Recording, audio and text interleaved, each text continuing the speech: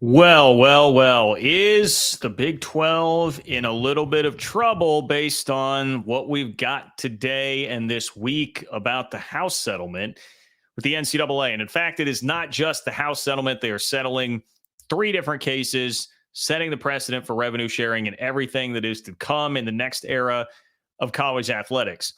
There are parts of this that are very convoluted, parts of this that are very confusing. I have parsed through most of this. I will be able to give you a pretty concise, I think, explanation of what is going on here. The difficult question to answer is the one that I raised in the title of the video. Is it trouble for the Big 12?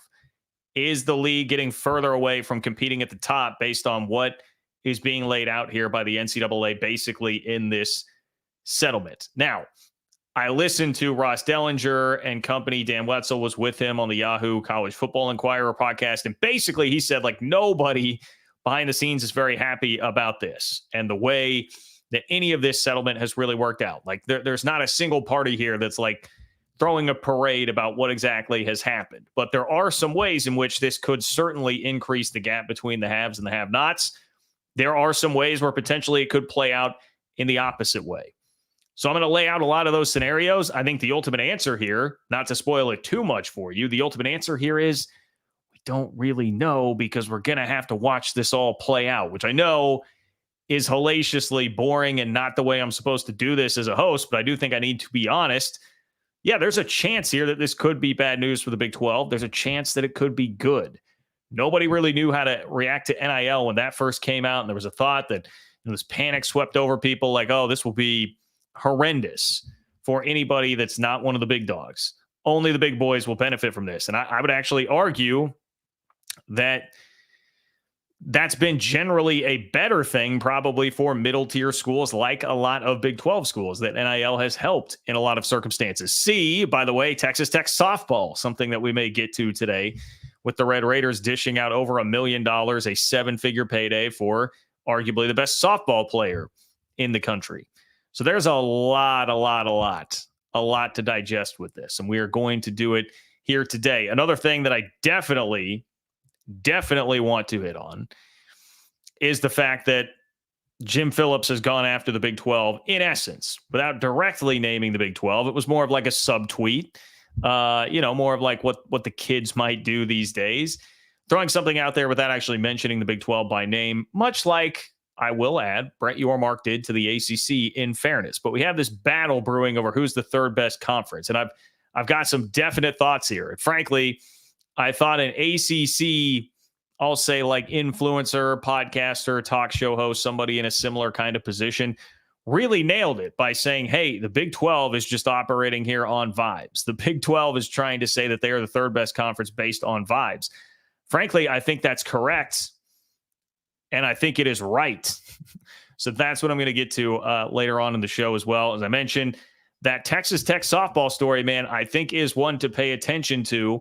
And it's not because, look, I know most of my audience here is not here to hear me talk about softball, and that's nothing against softball at all. The bulk of the audience wants to know about football generally. But if Texas Tech is able to spend, folks, seven figures on softball, I mean, that should show you how serious they are about the NIL game and where things are at in college sports these days. So I would pay attention to that. You guys know the drill, though, and how this all works. You can control where we go outside of the two major topics here tonight.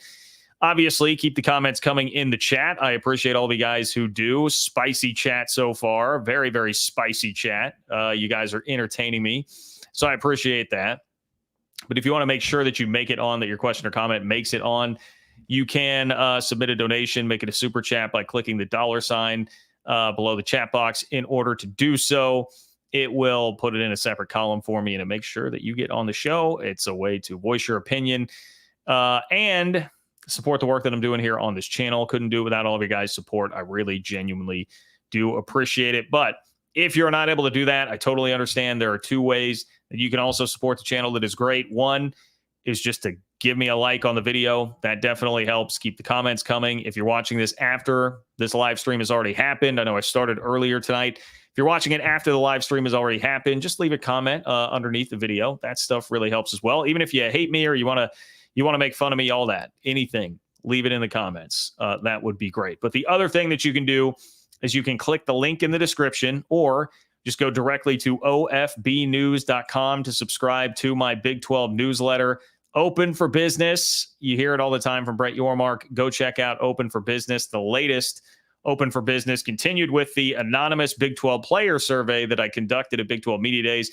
And I got all the players' thoughts on playing for Coach Prime. Would they want to play for Coach Prime? And there were emphatic answers on both sides of the aisle there. Plus, you'll get the grand total, like would players actually want to play for him? So lightning rod of a subject, obviously in the league and all across college football. You can read what anonymous players had to say about Coach Prime in the latest Open for Business newsletter. Again, get signed up at ofbnews.com.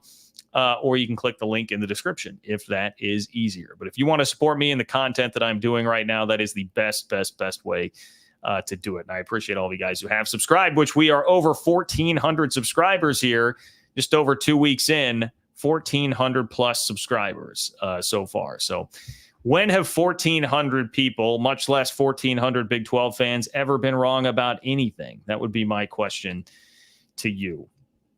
I do want to start today with a shout out to my guy, Mark Thorpe, who you guys see here on the channel from time to time. He left a really nice donation on Venmo. And that is one more thing I should mention.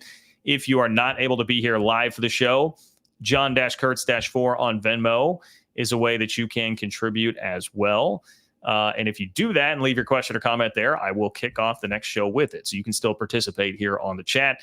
Mark said, thanks for the information. I work late Sunday, but hope to join.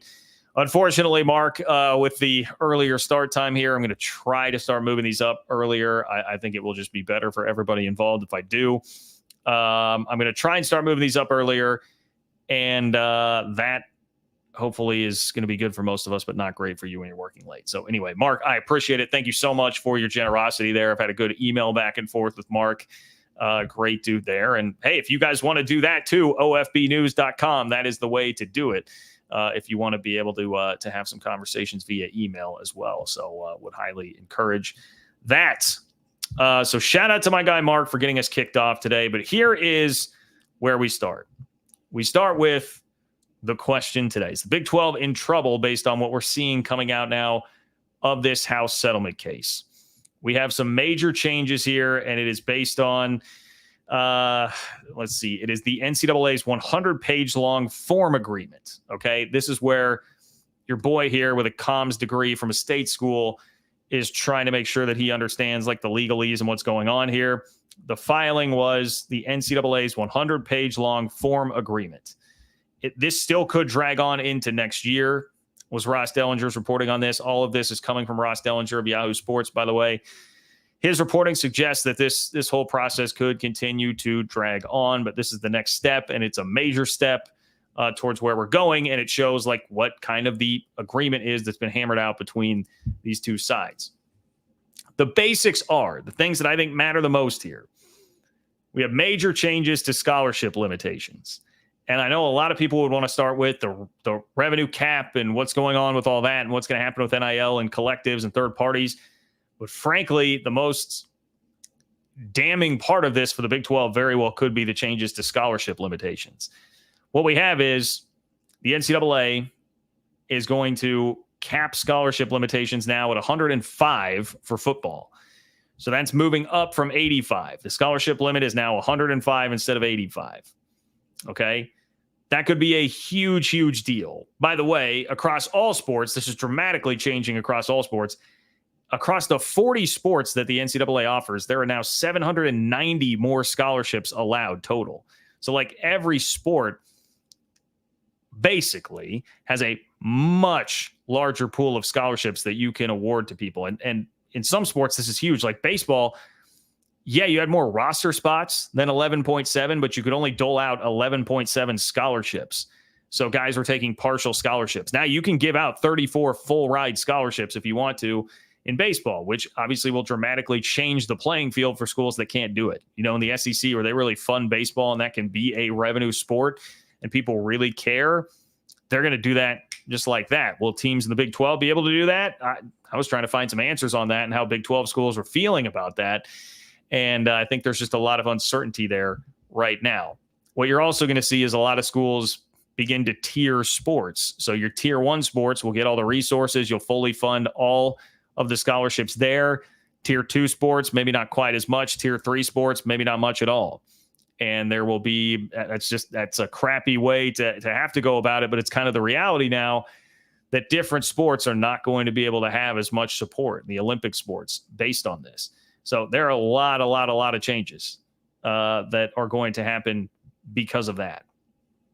But the other part of this is what is going on with, in essence, a cap on the amount of money that's going to be able to be doled out via revenue sharing and NIL. We knew that the revenue sharing cap was going to be around $22 million. Nothing has changed there, although it does appear there were estimates in Ross Dellinger's story that cap could be up to like $25 million within the first 2 or 3 years. So it could escalate very quickly because it's always going to be on that like 22% mark, 22% of the revenue coming into these athletic departments. And there are different changes that occur every single year. So that could change pretty rapidly, and it'll be even more difficult for schools to keep up. But the real piece of this that everyone's been wondering about, and I bet you've heard me talk about this forever, if you've been watching the channel, it's been what happens beyond that.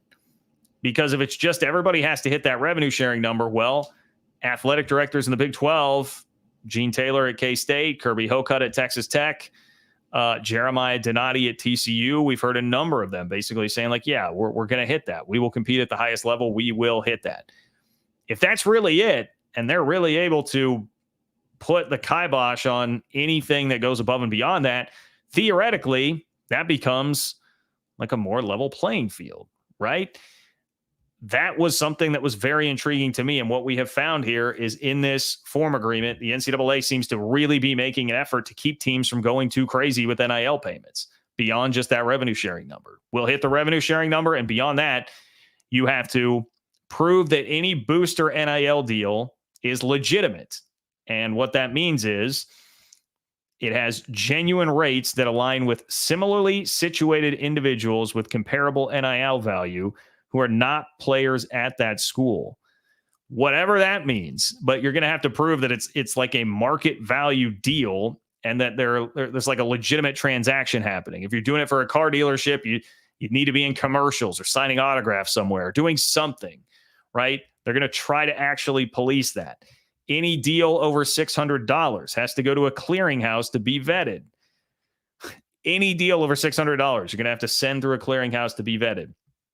The NCAA or a third-party entity will then rule athletes ineligible if they don't meet the standards of legitimacy that I said before, which is like, hey, this has to be like a legitimate business deal, legitimate transaction, market value, all that.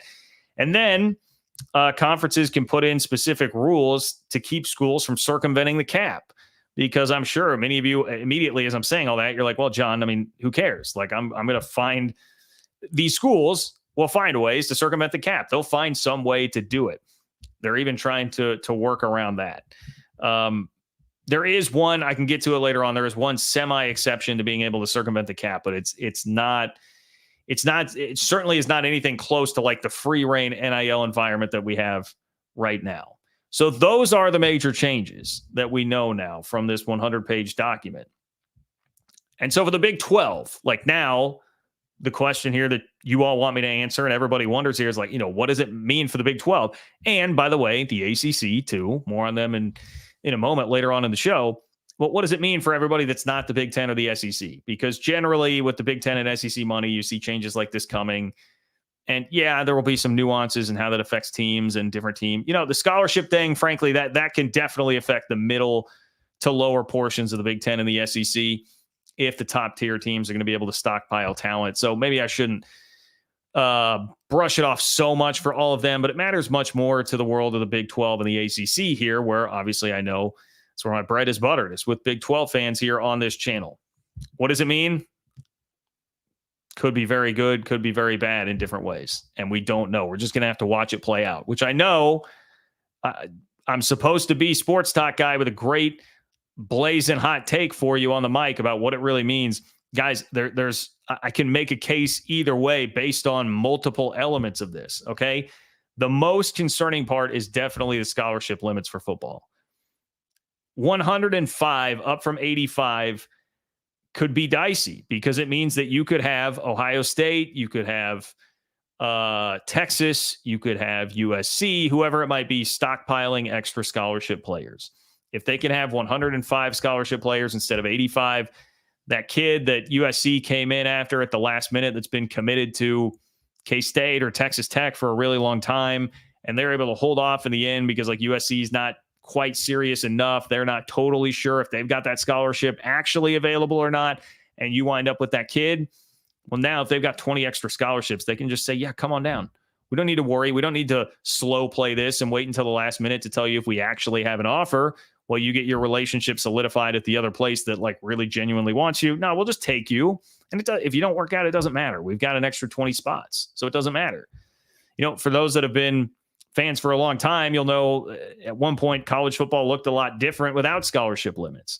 Pre-1973, there were no scholarship limits. And so as a K-State fan, I'm pretty well versed in this because one of the things we would always tell ourselves about why K-State turned into the worst college football program in the history of the sport pre-Bill Snyder was like, well, look, Nebraska and Oklahoma, these powers in the region were just stockpiling players that could have been great for K-State, KU, Mizzou, but instead they just hoarded them on their roster so they wouldn't go other places because they could fit the bill for the scholarships and they could just keep those players there.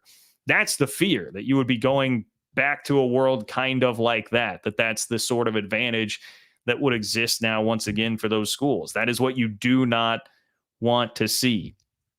This would be like 3-star kids, your more developmental 3-star kids that could go to a Kansas and shine, that could go to an Iowa State and shine. Maybe now they just sit on the back end of a roster it could be Nebraska. Like what we saw, and one of the telling signs here about who this benefits is that like Matt Rule was one of the coaches the other day that said, why not go to 120 or 130 with scholarship limitations? Big 10 and SEC schools wanted this to push higher. Big 12 wanted this to push lower, like more in the 90 range if it was going to get bumped up at all. And that's telling because that shows who the advantage really is for in this situation. It is for the big boys who can throw around as much money as they want to add the extra scholarships here and just have a leverage advantage there. They can take guys and hold them. Now, I don't think that's the be all end all of this necessarily because of a couple things. One, what about on the other half of this? If NIL is really kind of capped or at least made to be like, it's got to be really legitimate here and you can't just go totally crazy wild with way over, I don't know, whatever you'd say is market value deals, which isn't really, all this is kind of ridiculous. Like I will say that trying to limit whatever money the players could make, they're worth whatever somebody would pay them. So trying to legislate whatever a market value here, look, as a guy who advocates for the players, it's pretty silly. It seems like a near impossible task, but this is like last gasp effort they seem to be throwing out there to try and keep it from being this wild, wild west thing that everybody complains about right now. So they're going to try and do it. If it really is like, hey, everybody, you just hit 22 mil, you hit 25 mil, whatever it's going to raise to in a couple of years, you're in the game, you're competing at the very highest level, nobody can offer more money for you. Theoretically, if that could actually be controlled that way, that could be an advantage for the Big 12 to say, you just get that much money and you're a player. You're in the game, you're not going to fall super far behind. Whereas before it was like, well, these schools are going to have an extra $30 million in TV revenue. What are you going to do to keep up? Like, how will you even be able to hang relatively close to them if they have all that extra money that they can be pumping in through their collectives outside of just the revenue sharing to keep the money pouring in for all of these kids? Those were bleak times when we were sitting. I remember I did a run of a couple shows in a row when we were talking about that and people were like, man, this is getting kind of bleak. Well, this could be a very good thing. It shows that there's an effort being made by the schools involved here, the NCAA, to curb that and keep that from happening. So that could be very good. So we've got a good and a bad there. But even with the good and the bad, I don't think you can even sit here and say, well, there's some good and there's some bad. So we have to wait and see how it plays out. Which side of the pendulum will weigh heavier here? Which way does the scale tip with those two in terms of competitive balance right now in the sport? But I can even come up with all kinds of different things that are like nuances within those two that could change. Like For instance, yes, Ohio State could stash an extra 20 guys on their roster that might go to other schools in the Midwest. But are they going to stay there? Like, the transfer portal is now wide open. They can go anywhere. So, in a transfer portal era, this would be a massive advantage. You can just hold guys there and they would be relatively stuck. Now they can leave whenever they want. So yeah, you might be able to stash guys 1 year, but they're not going to stick around. They're going to want to go play. And so then that'll trickle down. And then does it kind of neutralize itself? Also, working within that system, theoretically, the Big 12 can then hoard players that would otherwise go to like group of 5 programs, or I'll say it, even lower tier, crappy Big 10 programs, because we know about how much dead weight the Big 10 has been dragging around for a long time right now. If they're not going to be at K-State, Texas Tech, whatever, on the back end of that roster, maybe they'd be playing at Indiana or Northwestern, something like that, right? Playing at Purdue, playing at Vandy, wherever it might be. So that could also trickle down to the Big 12 and offer some advantages there to the Big 12 too. But then let's attack the NIL angle of this. Okay, John, seems good that if the big boys, Georgia, can't spend an extra $30 million over the top on you on NIL because everything's got to be like fair market value and they won't be able to pursue these huge advantages. Well, what if that actually hurts Big 12 schools because they can't go like overbid for a kid that they really want, like a special kid, an Avery Johnson, for instance, at K-State right now, who was able to be kept home. Now, I think he's a unique situation, a guy that wanted to stay home, likes a smaller town atmosphere, all these different things. But the point being there, you could like overspend for a kid just to go out. Like, look at what Texas Tech did. I just mentioned it. They paid $1.2 million. I'm getting that figure wrong. It's over $1 million. They're paying 7 figures for the best softball player in the country who was being offered like $300K by Stanford. Way overpaying for somebody to make a massive impact on their program. And the way we've seen NIL work, you can definitely argue that it's had some real advantages for schools that are not the cream of the crop, the elite of the elite, because they've had the opportunity there. If you can get boosters motivated enough to go help you 1 year, you can go really spend high. I'm sorry, I know people get annoyed with my K-State examples here, but Coleman Hawkins, right? It's a basketball player, but reported widely, K-State paid over $2 million to go get him. He's probably, if it's an everything's even world, there's a lesser chance that he's going to come. But if you can go spend, you find someone willing to give you $2 million to go spend for him at that rate, at that stage in the process, you can get guys like that. So maybe it would actually hurt. Maybe it would actually hurt Big 12 schools in some ways like that. And, oh, by the way, what did everybody used to say happened anyway when the playing field was level? Well, what we saw happen was the big brands win. So if you level out the playing field, you can't overspend for the kids. Everyone pays the same amount of money. Now it just comes down to, all right, I guess like who's got the better facilities and what are the bigger brands?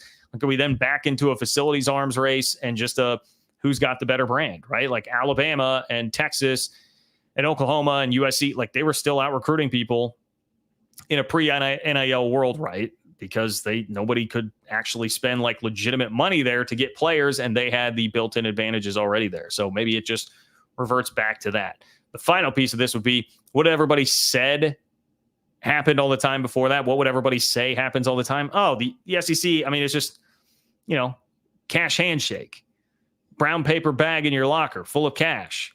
Like, we're just paying guys under the table. I mean, it could be the advent of old school cheating coming back, right? We're back to old school cheating, just handing guys cash.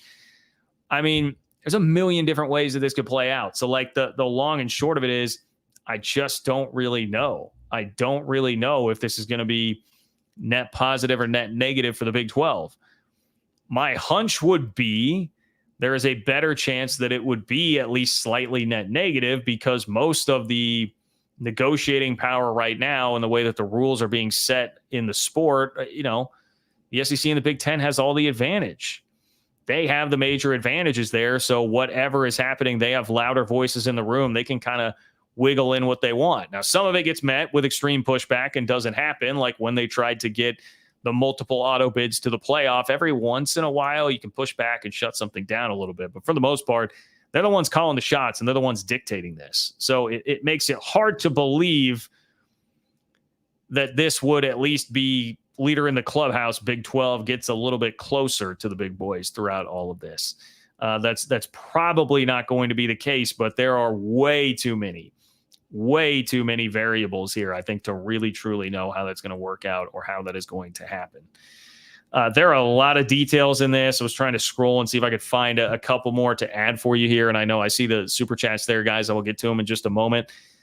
It was Ross Bjork, who's now the Ohio State athletic director, who said he expects the cap to rise to $24 million as soon as year 2 and break $25 million by the time the year 4 recalculation happens.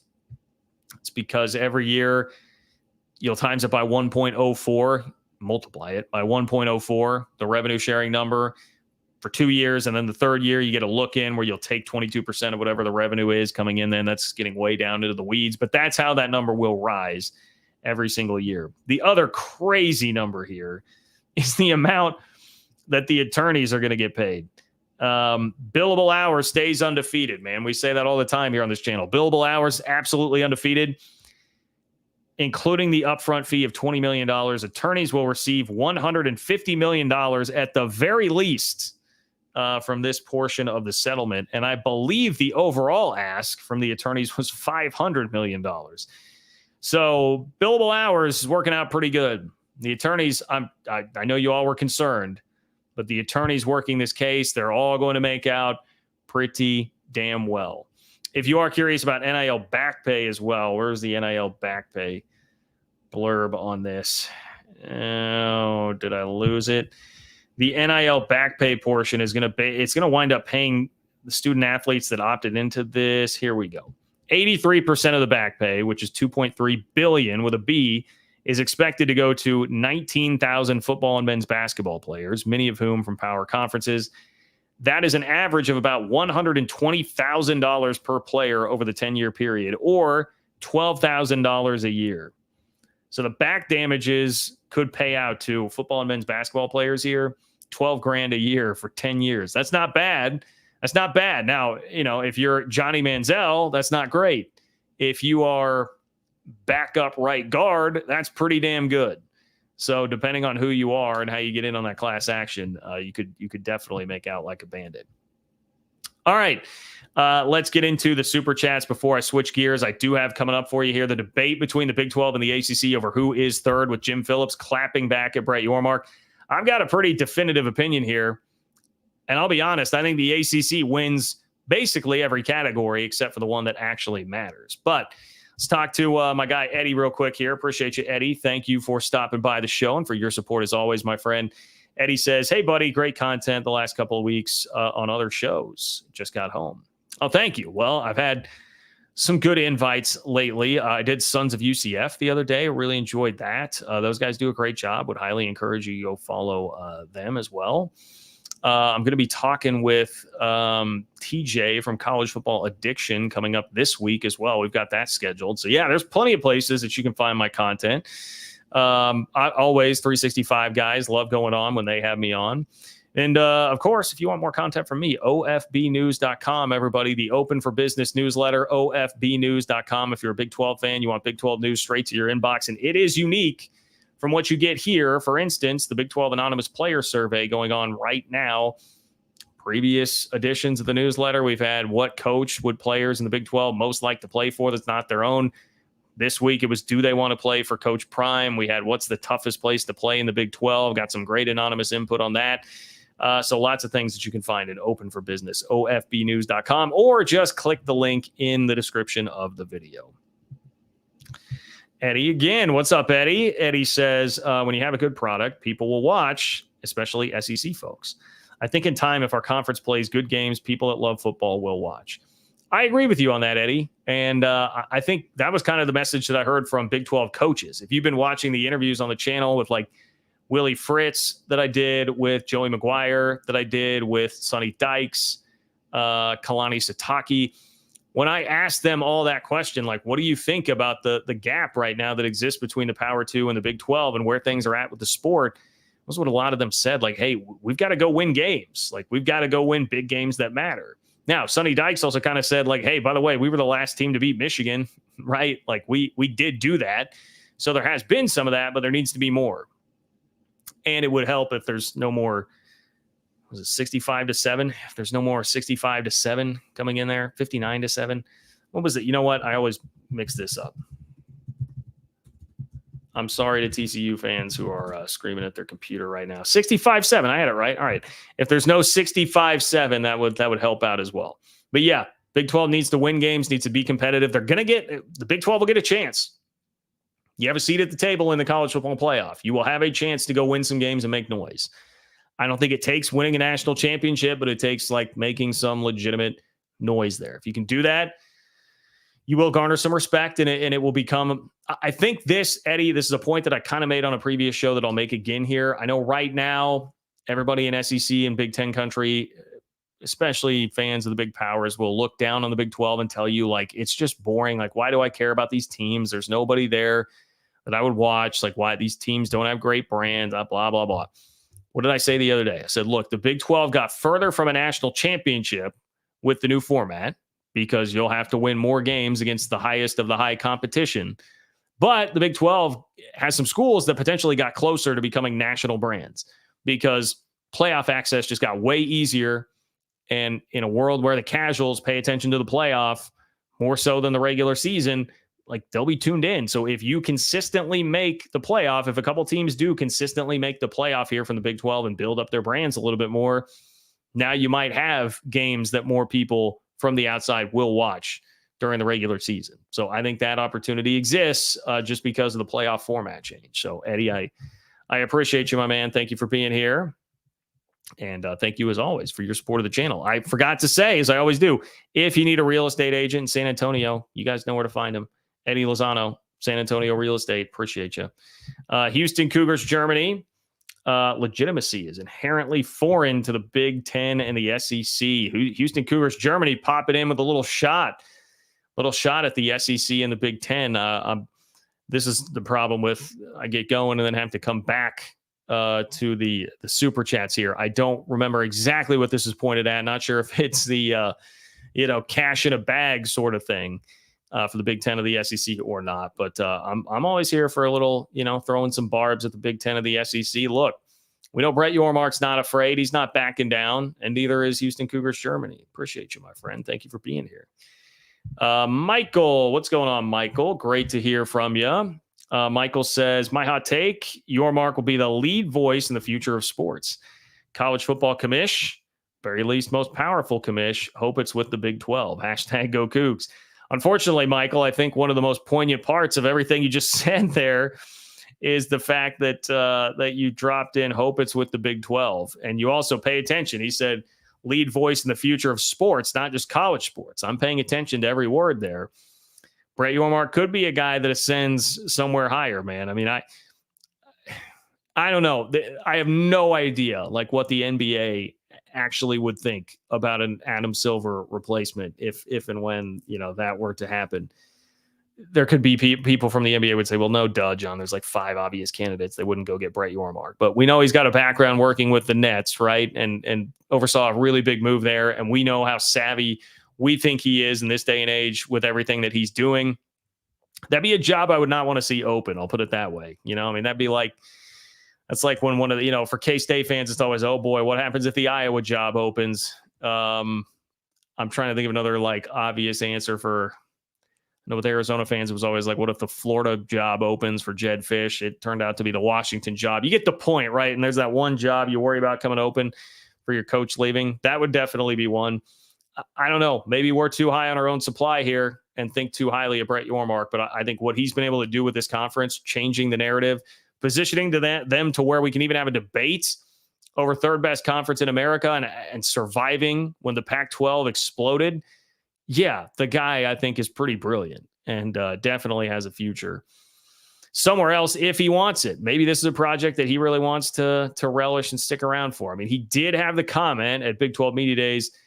He's going to be around until the Big 12 is the best conference. That's what he wants to do. I think we can all say, hey, there may be a little bit of coach speak there. Might be just a little bit of coach speak there. I'm certainly not taking that as gospel, but at least he's saying the right things right now about the league and where he wants to be. So I don't know that that's really that hot of a take, Michael. I think he's been a trendsetter. Like the whispers have been that Greg Sankey is like, hey, that idea that Yormark had about decoupling basketball and selling the basketball rights on their own, separate from football, seems pretty smart. It seems like a lot of what he's doing maybe copy. We saw the naming rights deal, right, being copied by other leagues, starting to look into that as well. Private equity, maybe unfair to say the Big 12 is the first on the private equity front. Florida State and Clemson, particularly FSU, seem very motivated to do that to try and get out of the ACC. But, Yormark's been on the cutting edge. It's been on the cutting edge for sure. Appreciate you, Michael. And I appreciate you, Mark. What's up, Mark? I mentioned Mark at the beginning of the show, who donated on Venmo, and I much appreciate that. And now here he is during the show. Mark says, made it. Joined on the drive home thanks to your heads up. All right, there we go. And see, you guys all have Mark to thank for the heads up, because Mark did say very kindly, like, hey, that kind of nudged me in that direction. Maybe give people a little bit more heads up on timing on the show. So there you go. There you have it. I posted a community note. If you follow me on Twitter at JL Kurtz, you saw that as well. That was a way to give you guys all a heads up here. And thank you. I appreciate Kalani Sitake, because funny story about that Kalani Sitake interview, Mark. I'll give you guys a little peek behind the curtain. Kalani Sitake, I was waiting on him for a very long time, and it was not his fault. Like, first of all, the BYU Sports Info staff, let me just retract and go back to there. Excellent. Love those guys. Very responsive, on point, and just so easy to work with, and so great at making everybody available. Tom Holmoe, who I also interviewed, the AD there that you guys saw that interview, just such a great dude. And again, makes himself very accessible, very available.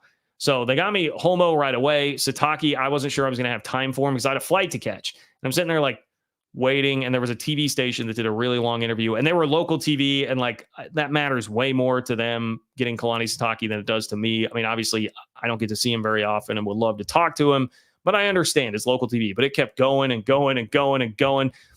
And I was looking around like, boy, I'm like an hour 50 away from this flight leaving the Vegas airport. It was only like 10 minutes from Allegiant Stadium, so it wasn't far. And I was like, I think I'm going to be okay. But man, cut it very close. And Kalani hustled over, still did the interview with me, and I appreciate him working that in. It was right at the very end. That was the last thing I did before bolting out of Allegiant Stadium into 120-degree heat to go catch a plane. And then my flight wound up getting delayed by like 2 hours, so it didn't matter anyway. But thank you, Mark. Thank you for your support, and thank you for checking out that interview there. Eddie popping in again. Thank you, Eddie, my man. Eddie says, if the Big 12 goes to 24, I would want SMU to be part of that expansion. They will spend the money to stay competitive and give us boots on the ground in Dallas. Interesting thought there. You also bring in then the battle for the Iron Skillet as another nice rivalry in the Big 12. I started to say would not want SMU to be a part of the expansion, Eddie, because I assumed, like most Big 12 fans, not real keen on SMU right now. And I understand a lot of it. You got history there with the other schools in Texas that are in the Big 12 right now. And let's face it, they're all looking at SMU right now like, little bro, like, what, you guys pipe down, and you're paying your way in. You're not even taking any TV revenue money. It's sad what you guys are doing. I understand the dynamic there.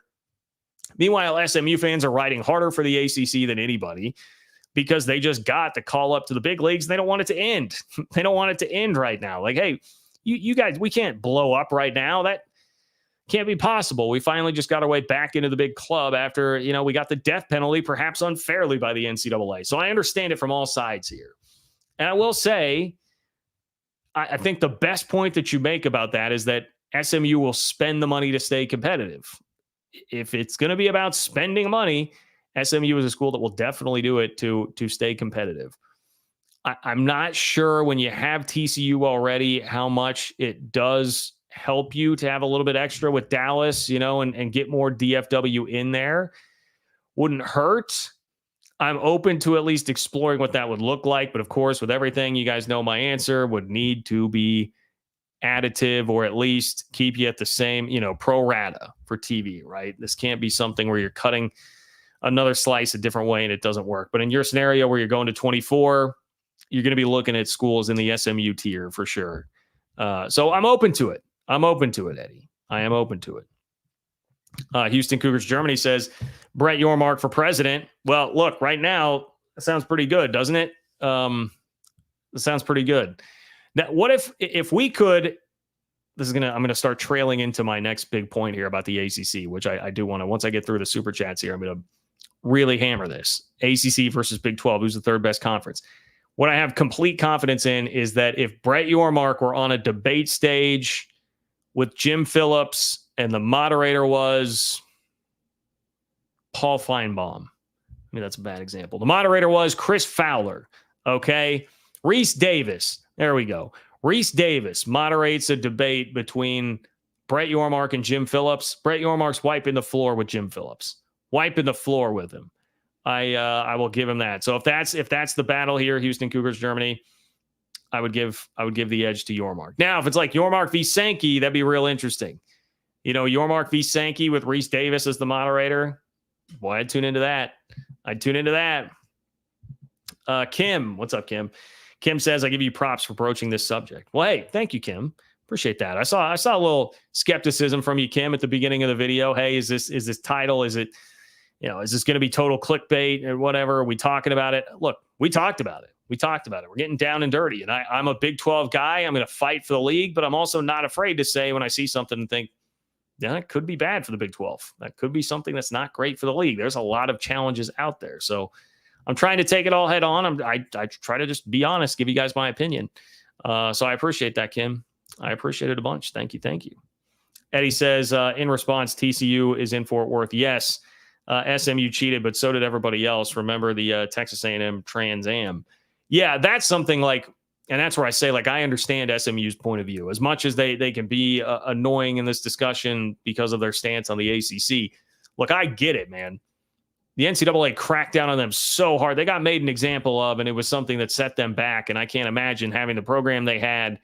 And you're not the average fan's not the one paying the players, right? You're not the one doing anything. And then you just lose that and you have to go back into the wilderness for so long. And now you're back up here, man. Like, I get it. I completely get the frustration and where they're at and why they would ride so hard for the ACC based on where they're at right now. I totally get it.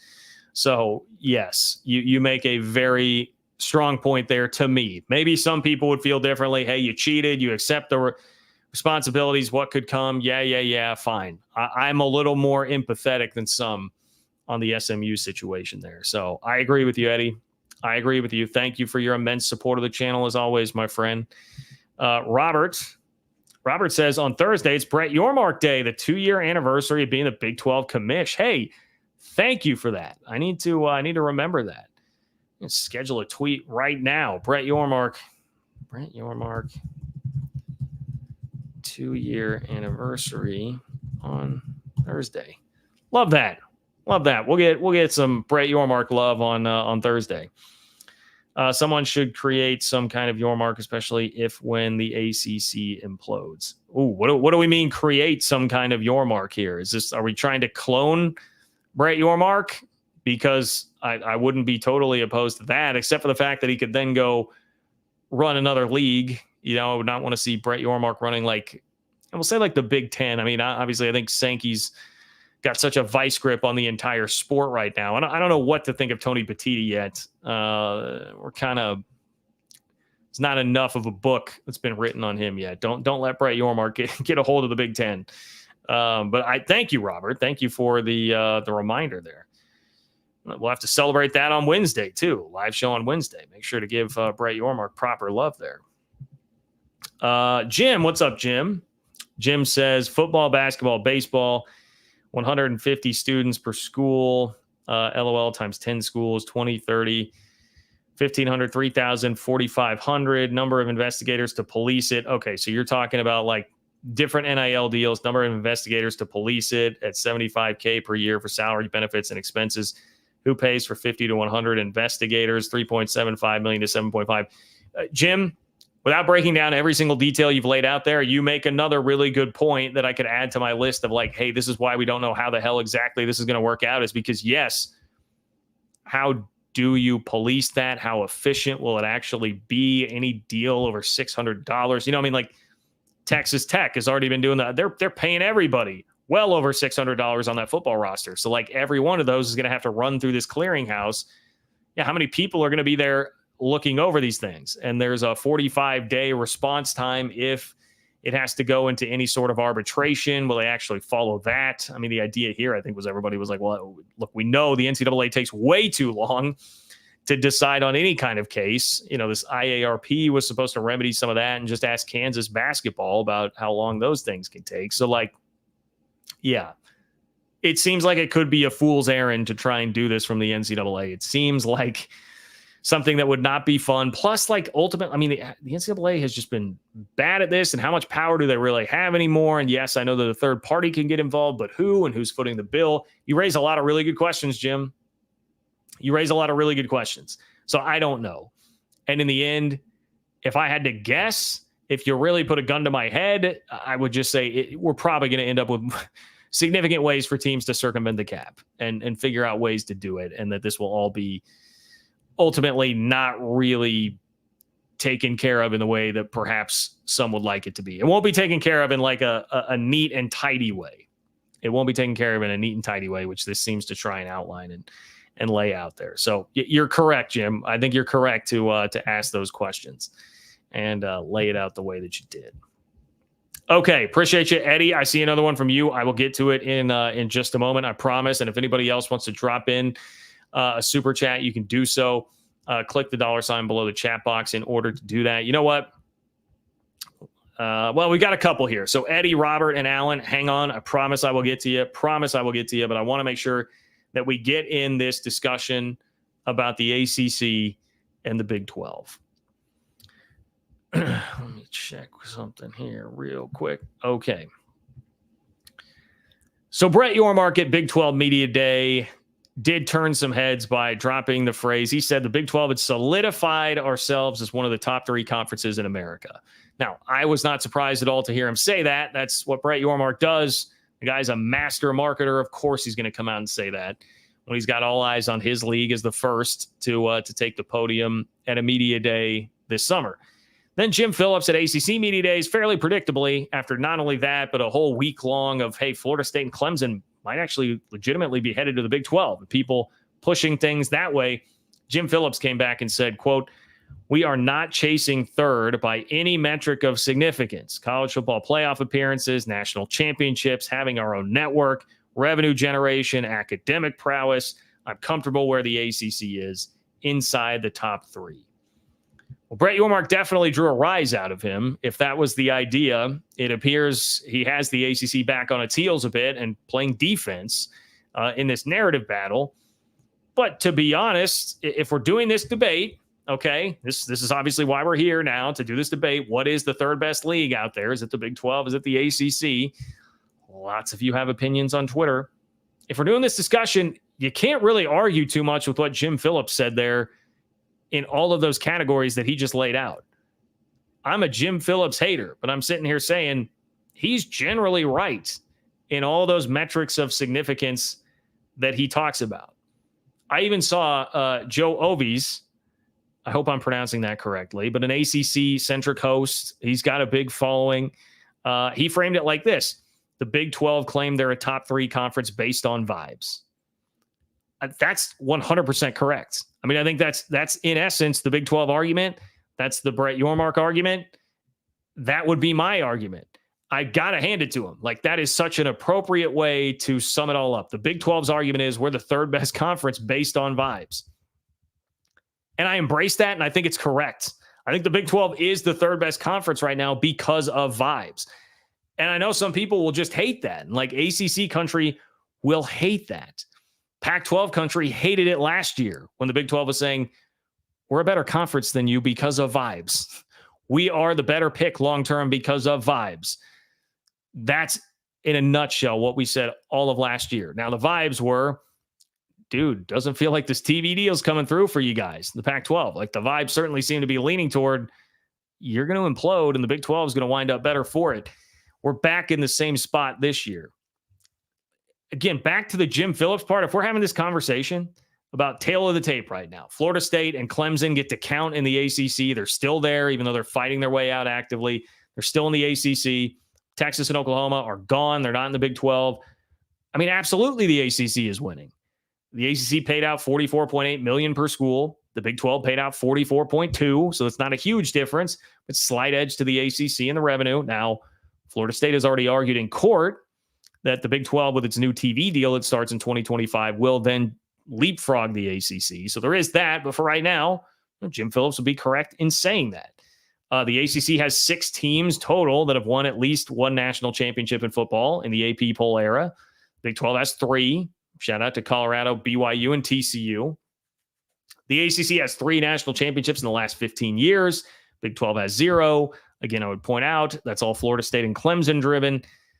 And outside of that, the Big 12 has more playoff appearances and national championship appearances with what TCU did if we're taking the rest of the ACC. But I digress. I'll give it to you, Jimmy.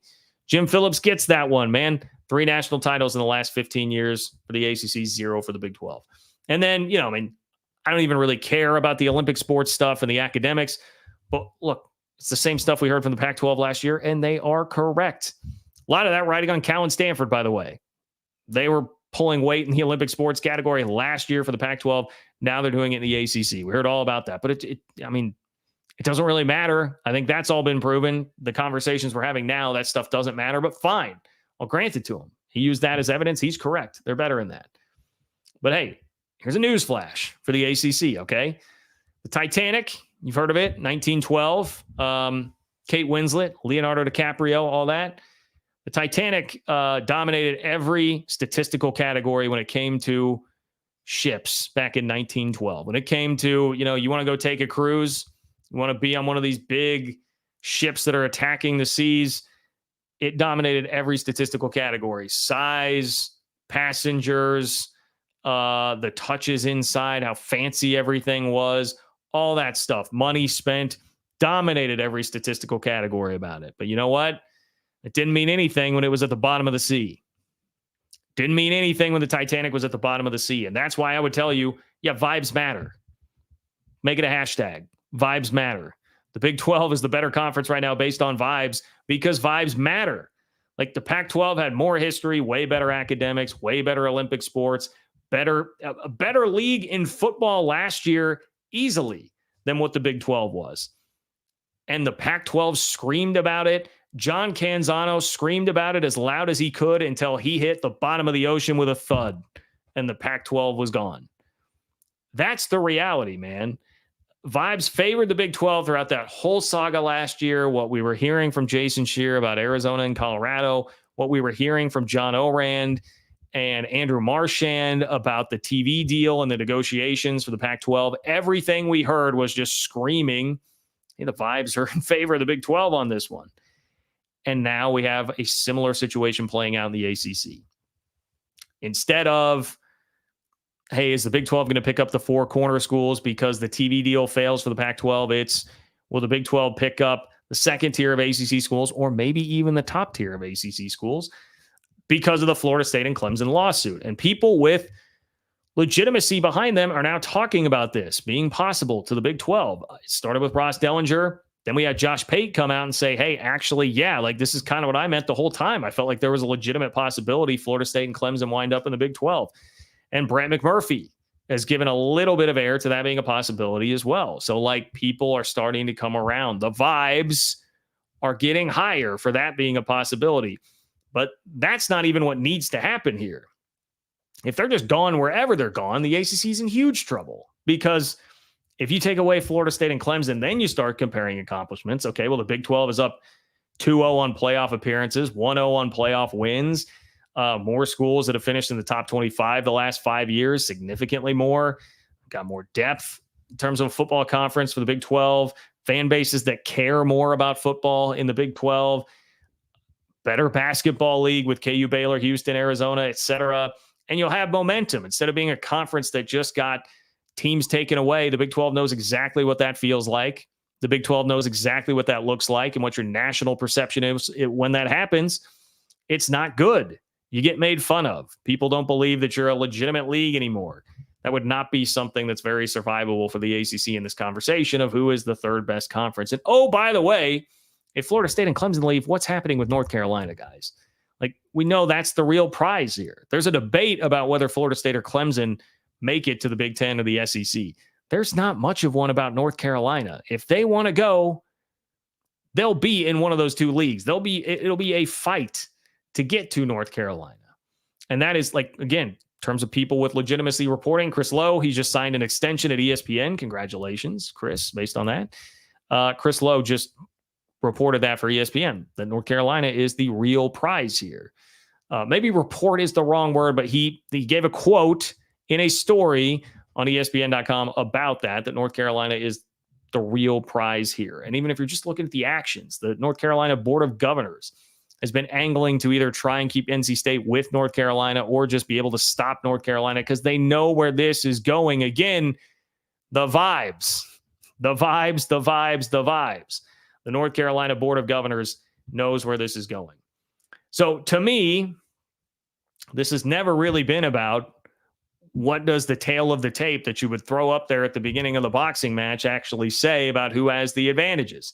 There's one category that really does matter, and it's the one that was kind of mocked in the way that was set up by the ACC early on here, that the Big 12 thinks the vibes mean that they are the third best conference. And I am here to tell you, yes, I think the vibes mean that the Big 12 is the third best conference right now. Perhaps a little bit of bravado mixed in with the vibes, but bravado and vibes are what make the Big 12 the third best conference right now. By the way, cherry on top of all of this, who are the commissioners leading everything right now? It's Brett Yormark. It's Jim Phillips. One of them is dynamic, an innovator, a disruptor in his words. Like that, you just heard from the chief marketing officer of the Big 12 on this channel not long ago, Tyrell Kirkham, shout out to him, did a great interview. And he said, we want to be disruptors. The Big 12 is a disruptor. That's what the league is. Meanwhile, Jim Phillips tried to stand in the way. He tried to be a disruptor with the college football playoff. All he did was cost his league millions of dollars because Greg Sankey now isn't feeling so generous. He tried to join the alliance only to just get clowned. And that thing blows up. Jim Phillips is a lifelong college athletics guy. It's not the wave right now, man. Those aren't the vibes these days. If you want to be successful in this college athletics environment, it doesn't take the Bob Bowlesby kind of figure anymore. It takes the Brett Yormark. I'll take Brett Yormark 25 times out of 10 over Jim Phillips if you're comparing these two and who's going to win this round of the way things go. So yes, if anyone's wondering about the vibes, the kids say this. The vibes favor the Big 12 big time here, and that is what truly matters. It's not everything else on this sheet of paper. So I'm sorry, ACC country, but I do think that Brett Yormark and the Big 12 are correct in saying that. Okay, let's get to the rest of the Super Chats here. Appreciate all of you guys. Eddie weighing in again. Eddie says, hi, guys. In response, there's a reason the Cotton Bowl was the house Walker built. They played in Texas Stadium for a few years. Dallas loves winners. Okay, so hey, if SMU wins, I mean, I can get behind that. If SMU were to start to win a bunch again and get to the point where they were playing in Texas Stadium because they were a huge deal, Dallas could rally around them, and that could be beneficial. I do think like SMU, maybe if SMU starts to show some real progress there, hey, if they go in, play for the ACC title this first year, something like that, they start building some momentum, they can make a greater case for that. I do think that we're a long way, though, from the environment that was, at least the little that I know, which is basically watching the Pony Excess 30 for 30. It feels like we are a little ways away from that. You'd definitely be buying into to potential there with a capital P. But I definitely, Eddie, you know more about it than I do, and I very much appreciate the passion with it. Robert, correction. Someone needs to create some Yormark merch. Okay, love that, Robert. Let's brainstorm some ideas. I will accept any and all ideas. You can hit me up on Twitter at JL Kurtz. If you subscribe to the Open for Business newsletter, ofbnews.com, hit me with an email back to one of the newsletters and give me your Brett Yormark merch ideas. I would love that. I don't know that I can make like Open for Business merch with Brett Yormark's face on it or something.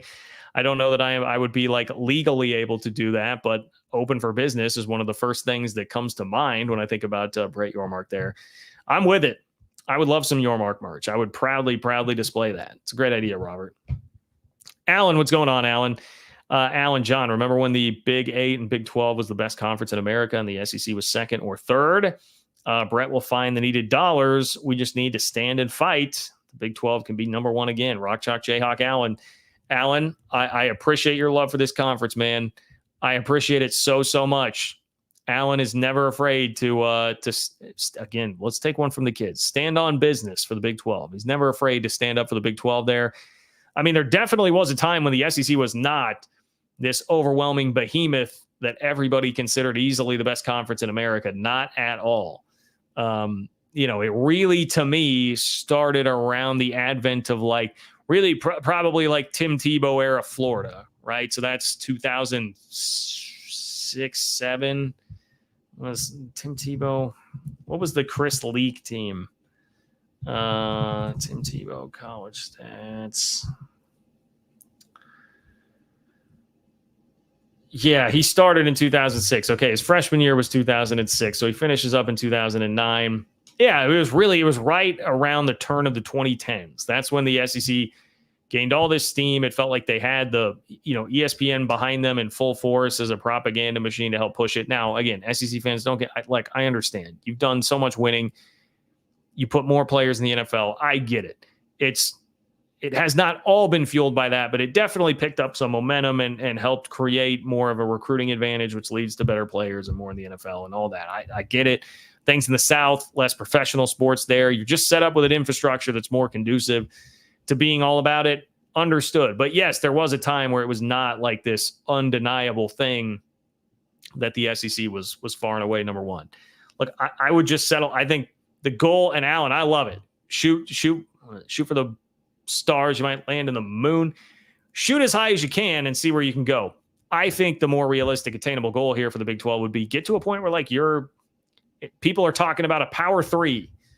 To me, that would be the apple pie in the sky hope. If you can ever get to a point where people are talking about a legitimate power 3 instead of just a power 2, and you can pull on somewhat even footing there, even if it's not totally, if you're just close enough, you're within shouting distance enough that people start to at least somewhat view it that way, it would be a monumental accomplishment.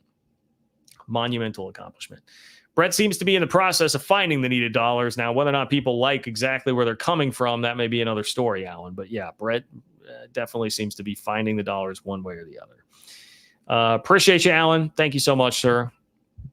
And Eddie closing us here, unless somebody has a buzzer beater. It is buzzer beater time if you want to get one in. Eddie says, guys, I want the Big 12 to survive and thrive. I used to be a Texas diehard fan. I love the Big 12. The fan bases are great. Our teams play with a lot of heart and grit. Well, Eddie, I appreciate you and your passion today, man. I really do. Well, your passion all the time, but the contributions for today. And if Eddie can stand here and say diehard Texas fan in his past, perhaps reformed diehard Texas fan who can love the Big 12 for the fan bases and what the league is, anybody can. All right. So I'm with it, Eddie. I love that.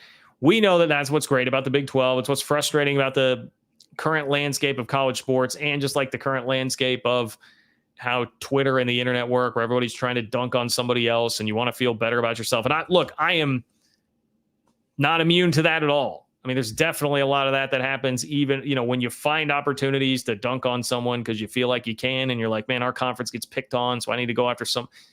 We all do it. It happens. And so that's why people crap on the Big 12. And you want to be like, look, man, it's great fan bases here. There's great facilities, great college towns, which is what really the sport should be about. It's not about being able to play in Austin or Nashville or wherever.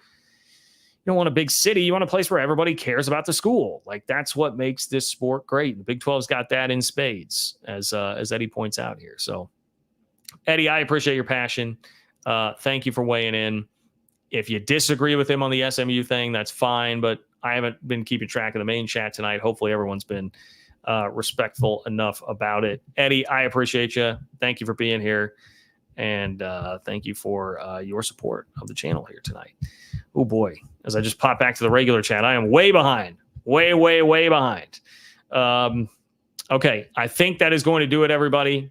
I have sprinkled this in, but the other major story was obviously what happened with Texas Tech.